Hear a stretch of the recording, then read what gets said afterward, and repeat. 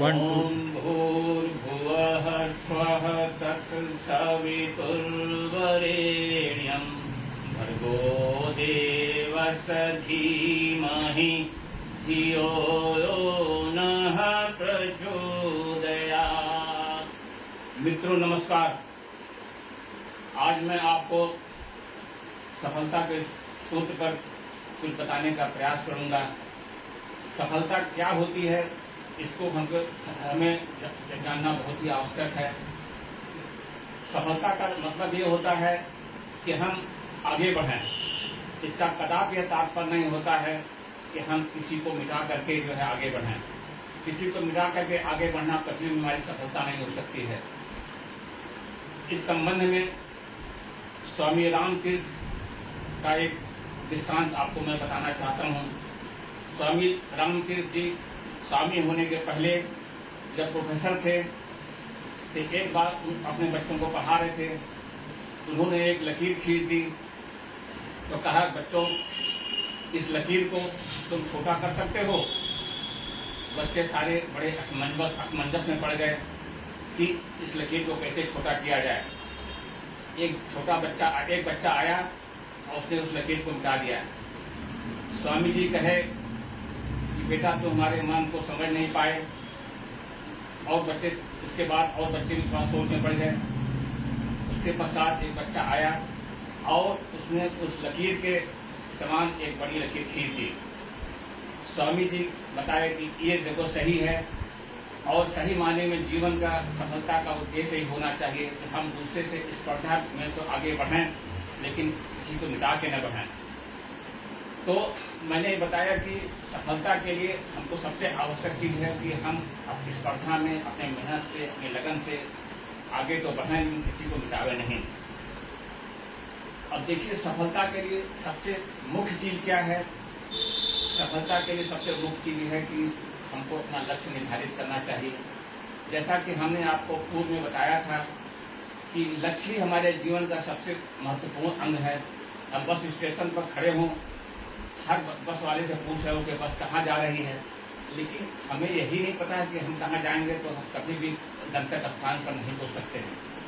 तो मित्रों, मेरा कहने का तात्पर्य यह है कि कोई भी सफलता प्राप्त करने के लिए जीवन में या किसी भी क्षेत्र में हमको पहले अपना लक्ष्य निर्धारित करना चाहिए।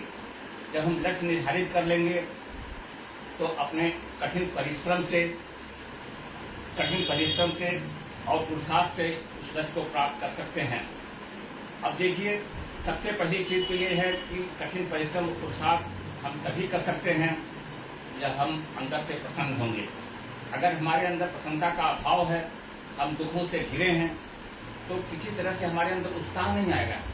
और जब उत्साह नहीं आएगा तो हम लक्ष्य की प्राप्ति का अपना जीवन ही जीना दुर्भर हमारे लिए हो जाएगा।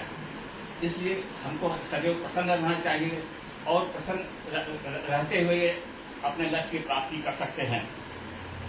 अब इसके लिए, लक्ष्य की प्राप्ति के लिए हमारे लिए और क्या आवश्यक है, हमें कठिन परिश्रम करना चाहिए। कठिन परिश्रम जब हम करेंगे तभी हमको किसी तरीके से अपना लक्ष्य नजदीक जाता हुआ दिखाई देगा। दूसरा महत्वपूर्ण पहलू यह है कि मान लीजिए हमने कोई लक्ष्य को निर्धारित कर लिया, लेकिन उसकी हमें तकनीकी जानकारी नहीं है। हमें मान लीजिए कि कुआं खोदना है और किसी ने बता दिया कि आप जमीन में गड्ढा खोद दो तो जो है कुआं खुद जाएगा। हमें तकनीकी जानकारी तो है नहीं। हम जमीन में गड्ढा खोदना शुरू किए, लेकिन एक लाइन से खोदना शुरू कर दिए, गहराई में खोद करके उसके लंबाई में खोदना शुरू कर दिए। तो क्या हम कभी गड्ढा खोद पाएंगे? कभी हम क्या कुआं खोद पाएंगे? कभी कुआं नहीं खोद पाएंगे।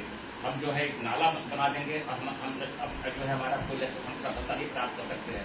इसलिए हमें अपनी तकनीकी जानकारी अवश्य होनी चाहिए जिस लक्ष्य की प्राप्ति करनी है।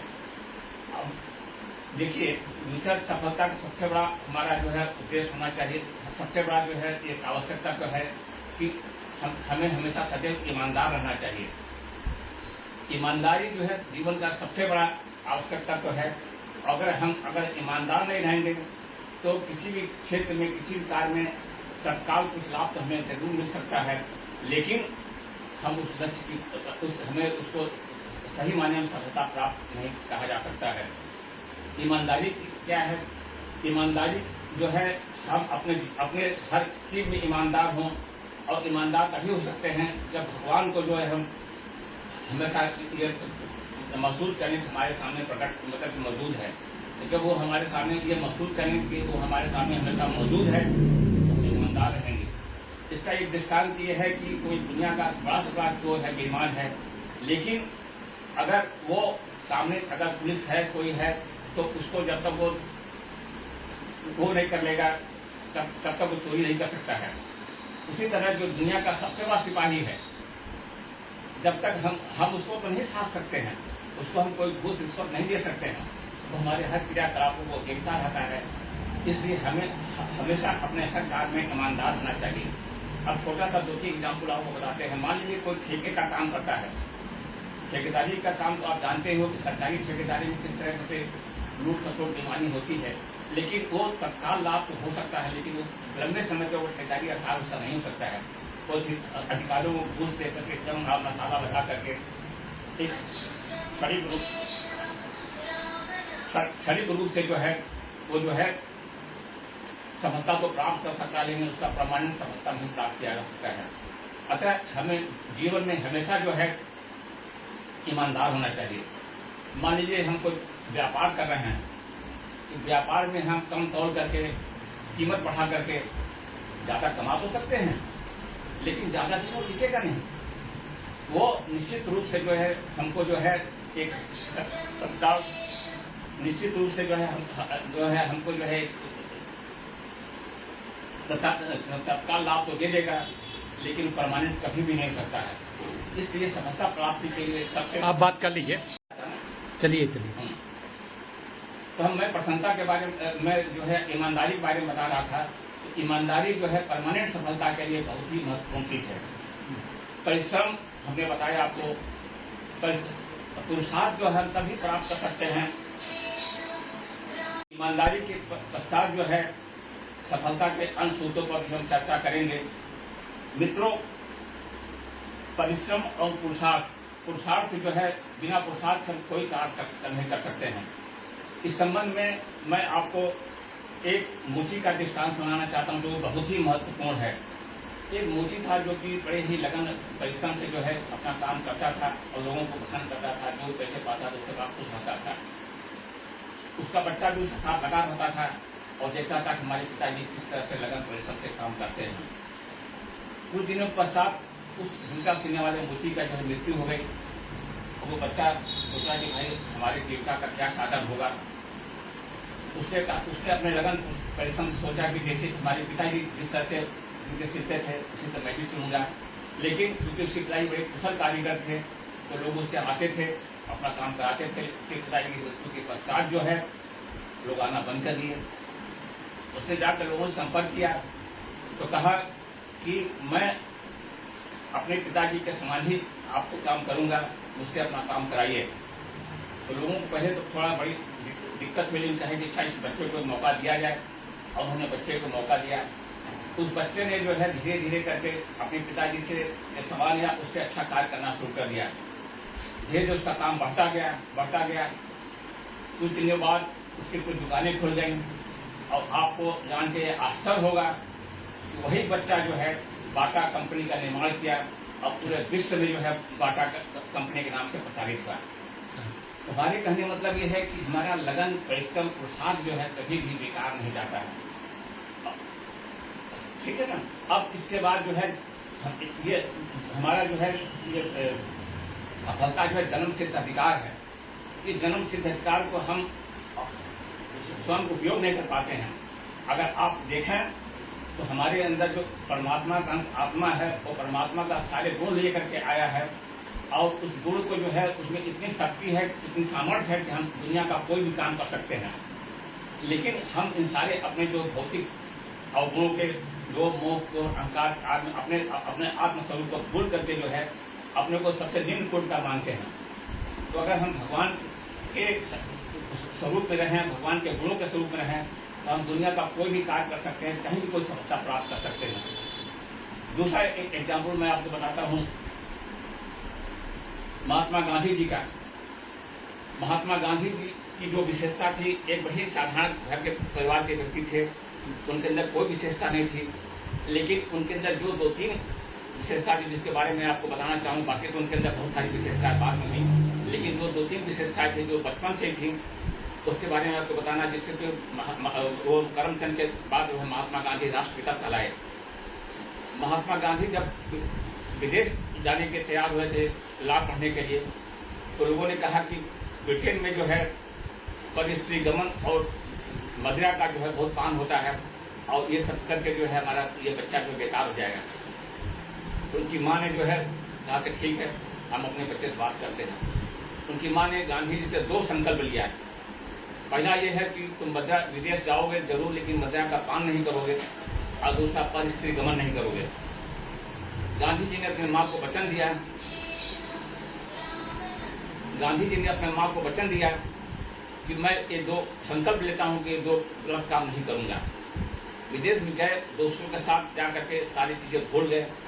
एक दृष्टांत आता है उन्हीं के आत्मकथा में कि वो कुछ दोस्तों के साथ बैठ करके परिस्थिति गमन के बहुत ही नजदीक पहुंच चुके थे। स्त्री उनके बगल में बैठी हुई थी, बहुत ही नजदीक पहुंच चुके थे, और सामने शराब की बोतल रखी हुई थी।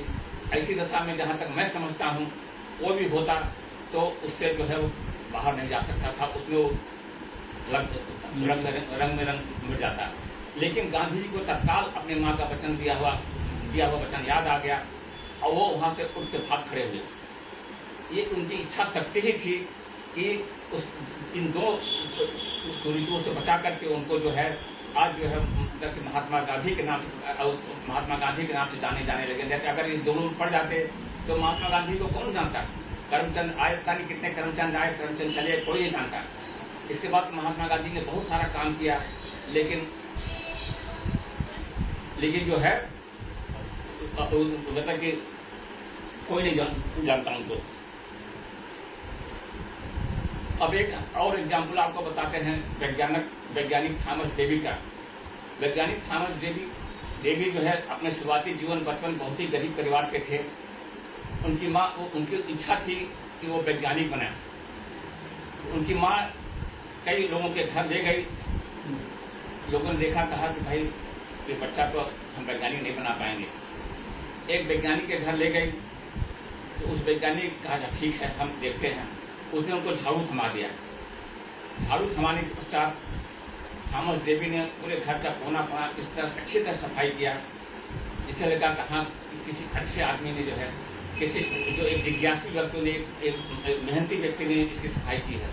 उन्होंने कहा ठीक है मैं इसको वैज्ञानिक बनाऊंगा, और उसके अथक लगन और परिश्रम से जो है वो वैज्ञानिक डेवी थॉमस जो है महान वैज्ञानिक बना, कई रिसर्च किए।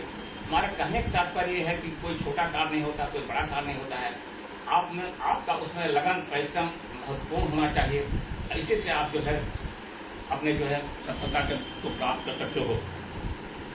अब देखिए, जो अति जिज्ञासु व्यक्ति होते हैं, महत्वाकांक्षी व्यक्ति होते हैं, छोटी सफलता प्राप्त करते लगता है कि उनको सब कुछ जीवन का सब कुछ मिल गया। बबूल का पेड़ आप लगा दोगे तो बबूल का पेड़ तो खूब लग जाएगा, उसमें आपको कोई परिश्रम नहीं करना पड़ेगा, उसमें तमाम झाड़ झंकार लग जाएंगे, आपको हरियाली हरियाली दिखाई देगी। लेकिन उससे आपको क्या प्राप्ति होगी? आपको उससे कांटे ही कांटे मिलेंगे और कुछ नहीं मिलेगा। इसलिए अगर आपको आम का बगीचा लगाना है, आम का बगीचा लगाने के लिए आपको मेहनत करनी पड़ेगी और परिश्रम करना पड़ेगा, तभी आपको मीठे आम का फल मिलेगा। हमारा कहने का तात्पर्य है कि हम छोटी सफलता में मित्रों जो है अपने बड़ी बड़ी सफलता को भूल जाते हैं तथा उसी पे अपने को संतोष पा लेते हैं। इसलिए हमें जो है हमेशा एक बड़ी सफलता की तरफ अग्रसर होना चाहिए और उसी की तरफ कार्य करना चाहिए।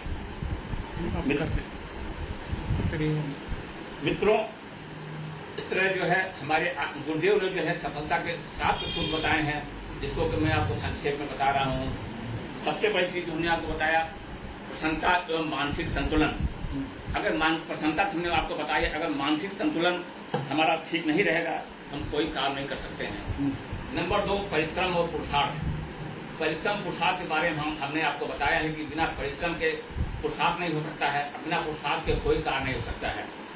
साहस और निर्भरता, हर सफलता के पीछे साहस और निर्भरता बहुत आवश्यक है। अगर हम साहसी नहीं हैं, हम छोटे छोटे काम शुरू करेंगे और देखेंगे कि असफलता मिल गई, हम बैठ जाएंगे। तो हमें साहसी बनना है और निर्भर बनना है।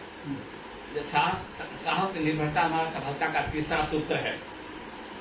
चौथा सूत्र, सबसे बड़ा महत्वपूर्ण सूत्र है, हमारे पास आत्मविश्वास और आत्मनिर्भरता होनी चाहिए। किसी काम को शुरू करने के लिए अगर हमारे पास आत्मविश्वास नहीं है, अब कच्चे मन से हम शुरू करेंगे तो हम कोई काम नहीं कर सकते हैं। हम बीच में उसको छोड़ चले जाएंगे और सब सारा मेहनत हमारा बेकार हो जाएगा।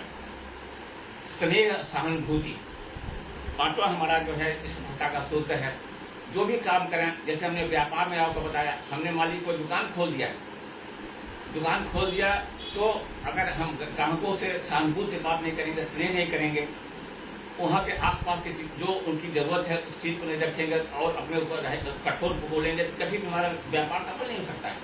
इसलिए हमको हर कार्य में जो है स्नेह, सहानुभूति होनी चाहिए। इस पर हमें विशेष ध्यान देना चाहिए। जिज्ञासा और लगन। अब देखिए, सबसे महत्वपूर्ण चीज है कि हमें हर चीज में जिज्ञासा होनी चाहिए। अगर हम जिज्ञासु नहीं होंगे तो हमारे पास लगन नहीं आएगी। तो हमारे अंदर हर चीज के लिए जिज्ञासा होनी चाहिए, और जिज्ञासा जब होगी तो हम सफलता की तरफ अग्रसर होंगे। उसके बाद त्याग और बलिदान। सफलता का सातवां सूत्र है त्याग और बलिदान। हमें छोटी छोटी मान लीजिए हमको कोई नुकसान भी हो रहा है, कोई घाटा भी हो रहा है, तो हमको जो है उससे घबराना चाहिए और हमेशा त्याग और बलिदान करने के लिए तैयार होना चाहिए। इन 7 सूत्रों के माध्यम से जो है हम सफलता के उच्च शिखर तक पहुंच सकते हैं। और जो है यही हमारा सफलता के सूत्र, 7 सूत्र के साथ मैं अपना जो है समापन करता हूँ। मैं इस पे कुछ प्रश्न पूछूंगा जी। जिसे आपने जो बताया जी कि हमें धैर्य और संयम से काम लेना चाहिए जी। तो संयम और धैर्य से काम लेते हुए कोई गरीब आदमी अगर कोई व्यापार शुरू करे और उसका नुकसान हो जाता है जी। तब वो क्या करे? देखिए, धैर्य और संयम, नुकसान और नफा जो है ये तो टेम्परेरी चीजें हैं। जब तक नुकसान नहीं होगा तब तक नफा नहीं होगा। बहुत सारी चीजें ऐसे हैं कि आप ये सोच चलो कि हमें फायदा ही फायदा होगा तो आप कोई काम नहीं कर सकते। अब देखिए, जैसे कोई बच्चा तैयारी करता है तो ये सोच के करता है कि हम उसमें पास हो जाएंगे, लेकिन हो सकता है उसको कहीं कुछ कमी रह गई हो तो बच्चा जो है उसमें कहीं फेल होगा। क्या फेल हो जाएगा? क्या काम करना छोड़ देगा, पढ़ाई करना छोड़ देगा? फेल पास, नफा नुकसान तो ये जीवन के अंग है, इसको हमें स्वीकार करना ही पड़ेगा। इसका मतलब है कि हमें दृढ़तापूर्वक आगे बढ़ने के लिए संकल्पों को अपने क्रियान्वयन के लिए तैयार रहना चाहिए। बिल्कुल सही है। अगर सफलता में संकल्प आगे बढ़ने के लिए हम तैयार नहीं रहेंगे, पीछे मुड़ कर हमें नहीं देखना चाहिए। हम आगे बढ़ जाकर के मान लीजिए हमें छोटी मोटी असफलता मिल गई, हमें छोटा नुकसान हो गया, हमें उसको कारणों को ढूंढना चाहिए। जब उस कारणों को ढूंढेंगे, विश्लेषण करेंगे कि क्यों हमें नुकसान हुआ है, तो निश्चित रूप से हमें आगे बढ़ने का प्रयास करेंगे और हमें सफलता मिलेगी। बहुत अच्छी बातें आपने बताई। हमारे युवा दिव्यांग साथियों को और सकलांग व्यक्तियों को और सभी जरूरतमंदों को बहुत बहुत धन्यवाद श्रीवास्तव जी। हम आशा करते हैं कि हमारे श्रोताओं को ये उद्बोधन बहुत लाभकारी और बड़ा उपयोगी होगा। कृपया अपनी प्रतिक्रिया हमें जरूर लिख कर देने की कृपा करें। धन्यवाद।